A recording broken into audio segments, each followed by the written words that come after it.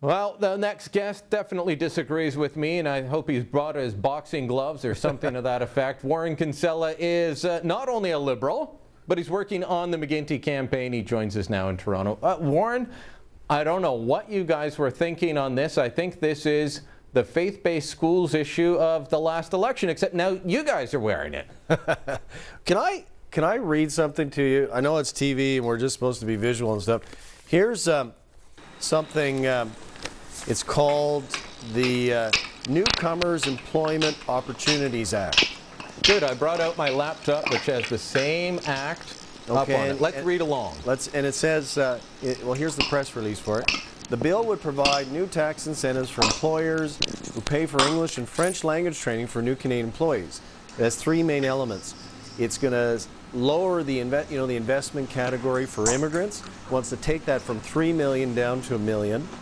It wants to provide a new tax credit that has no cap to it, so it's unlimited, to provide language training for immigrants, not people who are Canadian citizens, immigrants. And then thirdly, it wants to force regulated professions to make training materials and credentialing information available.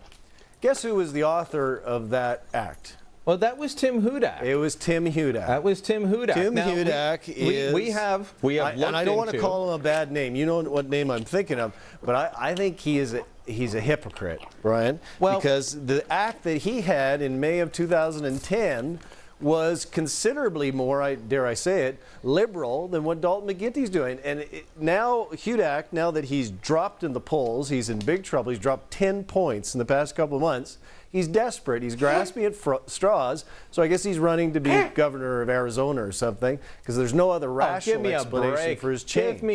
Give me a break, Warren. You know, I do not defend Tim Hudak. Anyone that watches the show knows that. And I definitely won't, but I won't let you sit there and claim that what he is proposing or what he is opposing in your bill makes him the same as what Arizona put forward. By the way, we looked into it, and what Hudak is saying now is that his tax credit for language training was worth about $400. That is a world of difference than $10,000 saying, hire this guy, and you get $10,000. Look, here, I just want to, I'll speak to the governor, the aspiring governor of Arizona, Tim Hudak. The tax credit, this is a quote, would be equal to 10% of the enrolled employee's wages. I'm sorry, Brian, that's a hell of a lot more than $400. Tim Hudak is a damn liar. But worst of all, he's a hypocrite. His act, he was the immigration critic. He didn't even have an immigration critic. It was his personal members' bill. 10% of the wages in a week. Opportunities Act. He was the guy who brought it forward. It was his idea. 10% of the wages for 1 week. Sorry. For 1 week. Well, okay, well, then how about not explain a year, away not a year of wages. I've got the information. Forcing them to provide information. Your guy, Dalton McGuinty, got elected in 2003. I covered the election.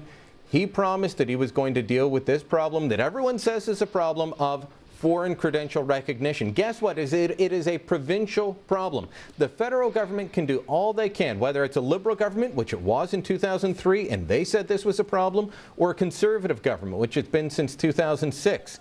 They can say all they want that they want to deal with this, but until the provinces, all of them across the country, deal with this issue of foreign credentials recognition, immigrants in professions are going to have trouble, because whether you're a doctor, a lawyer, an accountant, and engineering, they are provincial bodies regulated by provincial governments that regulate those who gets in and who doesn't.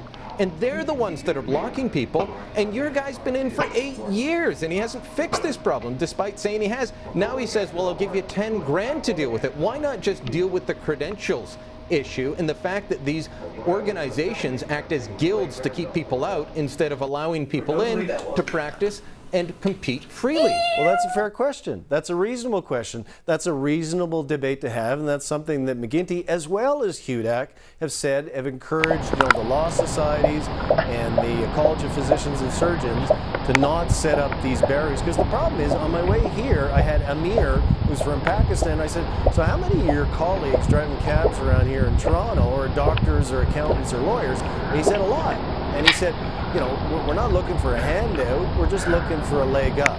But you want to give them a handout, a leg up, and 10 grand. In a country like this, where we have a shortage of doctors, Brian, it's just plain dumb to have them driving cabs around. That's all McGuinty's saying. It's all that Hudak used to say, and he's a goddamn hypocrite for reversing his position as he's now done. So shame on him. And you're wrong, we are going to kick his piece during the election because everybody will know what his position was and what it has become, and that he's done it just for cheap bumper sticker politics. We're going to make him wear it. Well, if he brings it in, I will call him out on this program. But let me ask you this.